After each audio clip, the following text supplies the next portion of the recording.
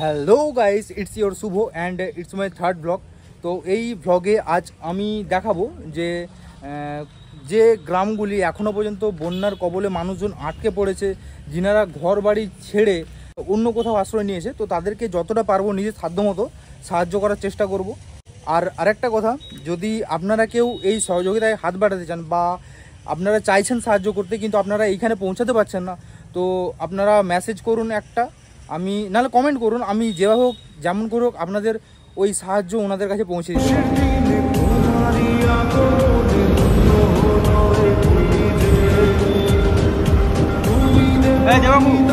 আমি দোকানে আছি, হ্যাঁ লেট করবেন।